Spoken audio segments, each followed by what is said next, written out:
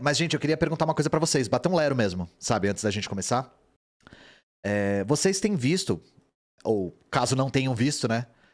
Que eu tenho participado de alguns podcasts. E eu queria perguntar uma coisa pra vocês. Porque, eu não sei, às vezes a gente acaba se deixando levar pelos comentários da internet, achando que um ou outro comentário da internet é a realidade, né?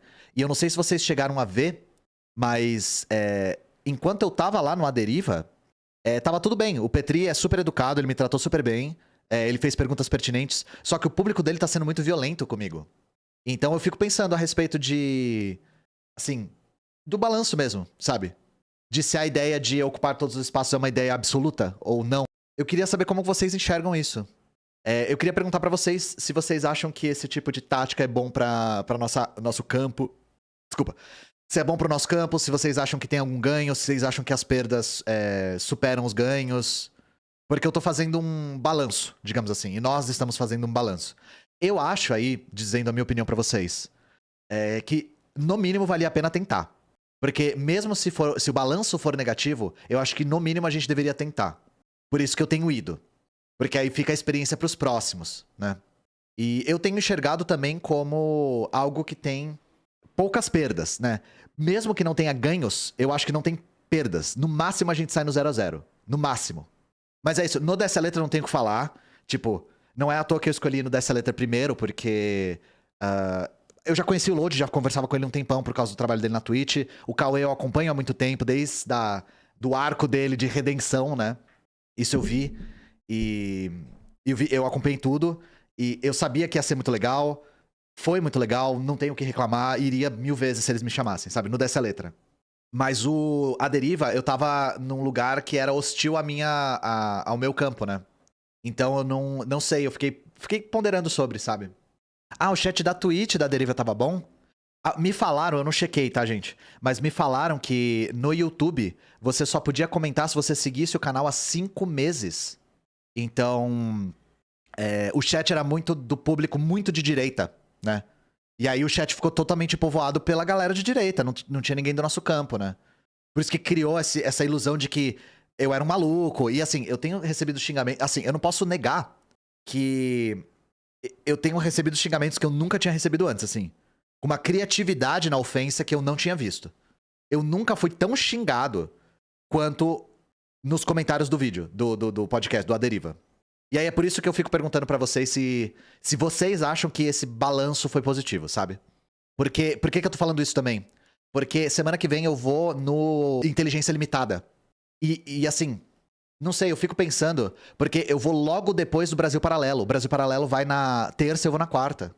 Então, novamente, eu acho que mesmo que a galera discorde, eu acho que eu preciso fazer esse experimento. Eu acho que eu preciso fazer esse experimento.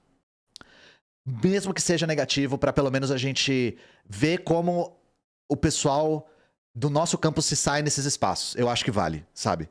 Porque a gente sempre fica falando, pô, imagina se um comunista tivesse aí, ganhando esse espaço, estando nesse espaço. A gente sempre falava isso, lembra? Agora a gente tá tendo, pela primeira vez.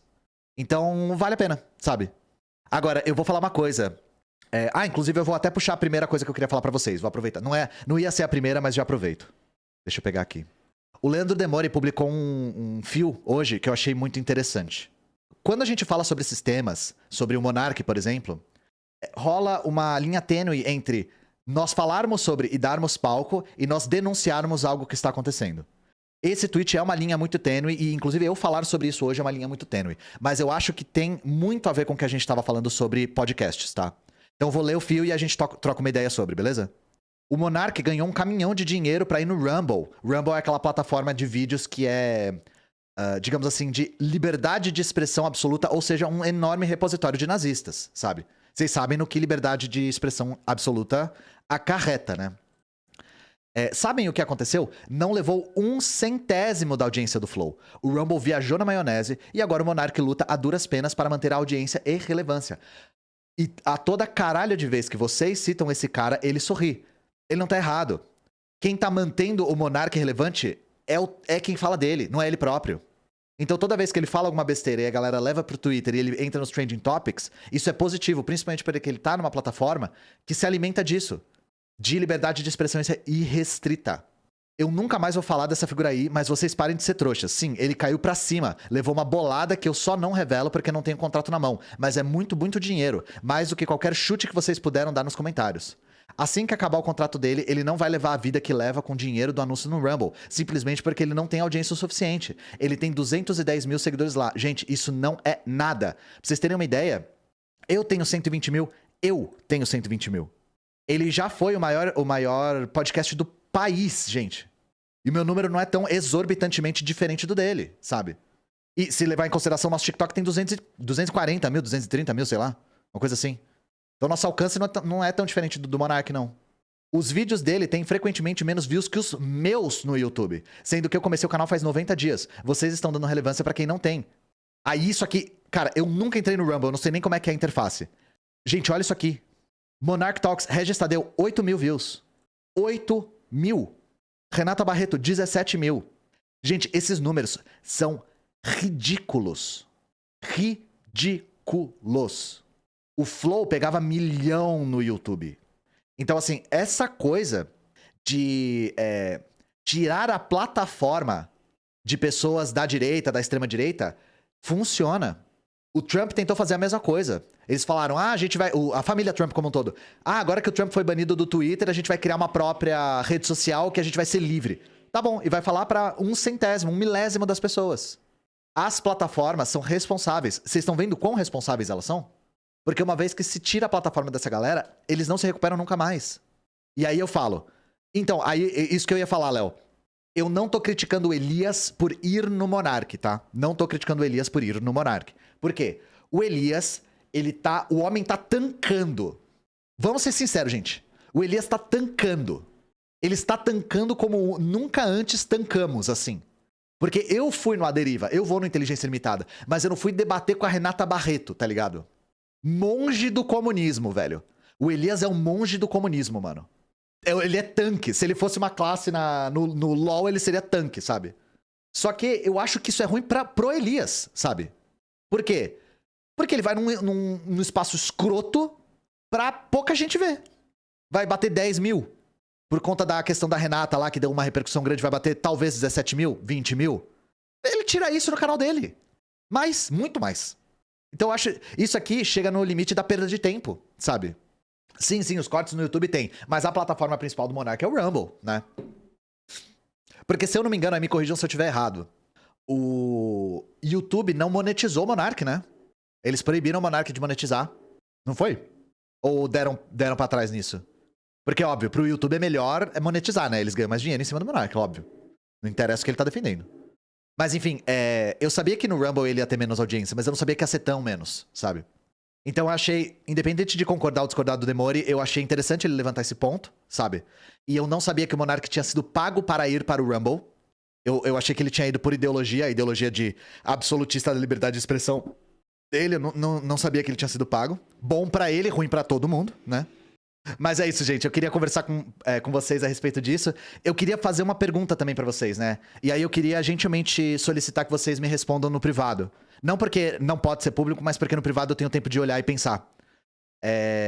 Eu tô fazendo um balanço a respeito da minha performance, no geral.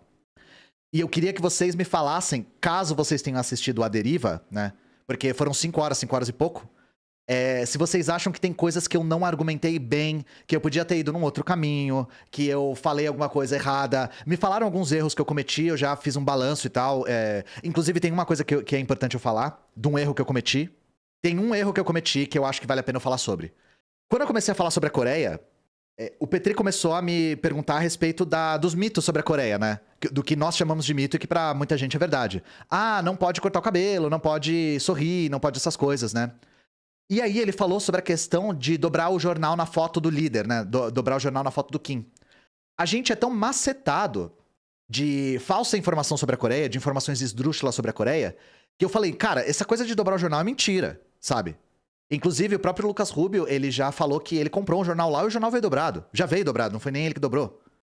Só que uma galera nos comentários do meu vídeo começaram a falar, essa coisa do jornal aí é verdade. E eu comecei a questionar minha sanidade, sabe? E aí eu fui checar. E isso, na real, é uma meia-verdade. E aí eu queria pedir desculpa, né, por ter falado que era mentira. Porque a gente é tão sobrecarregado de mentira sobre a Coreia que a gente às vezes fica na linha tênue entre a realidade e a mentira, né? Na verdade, não é que é proibido dobrar o jornal na foto. Eles têm uma superstição com dobrar fotos. É a mesma coisa que quebrar espelho e passar debaixo de escada. Dobrar qualquer foto, não precisa ser do Kim. Pra eles dá azar. Então, assim, se você dobrar, você não vai levar um tiro. Você vai ser preso. Mas eles pedem pra você não dobrar porque eles são supersticiosos com isso, é só isso. Em vários lugares da Ásia, por exemplo, você... Eu sei que na Índia é assim. No Egito, acho que também é assim. Você, por exemplo, mostrar a sola do sapato é um sinal de desrespeito. Então, assim, é o tipo de coisa, de norma social, que a gente tá no país do outro, a gente respeita, porra. Deixar o chinelo virar. Cara, tem superstição em todos os lugares. Então, assim, não é uma política de Estado que dobrar a foto, você leva um tiro e a sua família paga bala. Mas entende? O que é mentira? Que é proibido dobrar. Isso é mentira, não é proibido. Mas eles pedem pra você não dobrar? Pedem. Por quê? Porque é uma superstição. Porque é falta de respeito, só. E, novamente, não com o Kim, mas com qualquer pessoa.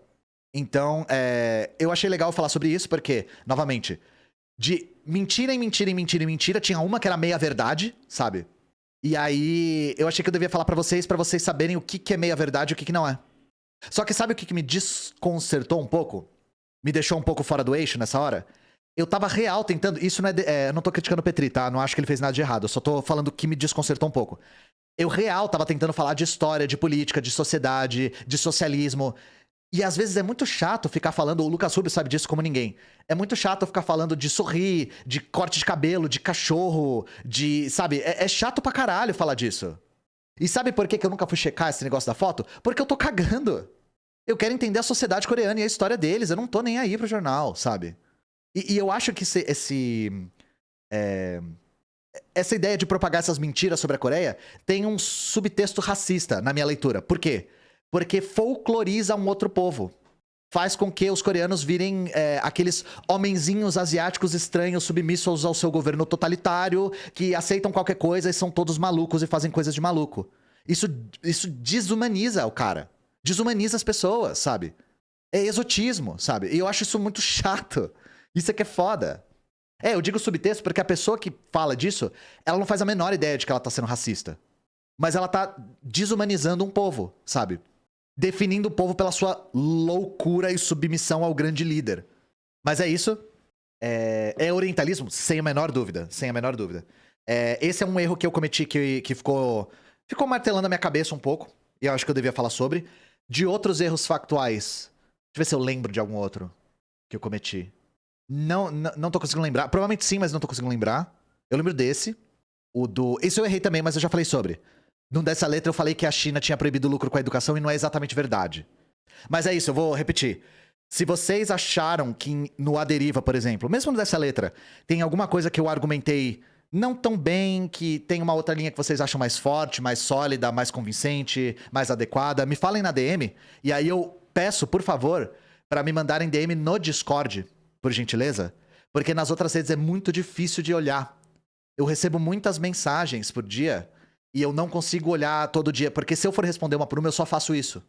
Então, pra eu continuar trabalhando, eu escolho não olhar às vezes, sabe? Mas no Discord eu olho. Até porque não é todo mundo que tá no Discord e tal. Então tem menos coisa, né? E a respeito da crítica que me falaram do momento que eu falei dos Estados Unidos, que a crítica que eu mais tenho recebido, por parte da esquerda, né? Foi... Ian, você deixou de falar em ser aqui uma atrocidade dos Estados Unidos, né? Cara, pra quem não sabe, pra quem viu só o corte, já era a 5ª hora de stream. Era a 5ª hora de podcast. Meu cérebro já tava quicando dentro do meu crânio, sabe? Então, assim, sejam compreensivos, porque eu não tava na minha melhor cognição. Talvez se fosse a primeira pergunta do mal que a gente entrou no podcast, eu falasse só dos Estados Unidos, sabe? Eu concordo com você. A parte de liberdade de expressão eu não me expressei bem. Mas isso, logo depois desse trecho, eu voltei pro Discord da Soberana, aí a gente fez uma chamada pra começar a debater o tema. Então... A gente conversou muito sobre como abordar a liberdade de expressão e o pessoal da Soberana me deu umas ideias boas de como caminhar nesse tema, sabe? Mas se vocês têm ideias a respeito de como a gente aborda o tema liberdade de expressão, me mandem, por favor. Porque eu não sabia que o Petri compartilhava um pouco das ideias, não vou dizer do Monark, mas semelhantes a ele, de de uma espécie de conceito de liberdade abstrato, né? Hoje saiu um corte no canal de cortes, deu falando sobre liberdade, não é nem de expressão, falando sobre liberdade, conceito de liberdade. E nesse, modéstia à parte, eu acho que eu me expressei bem.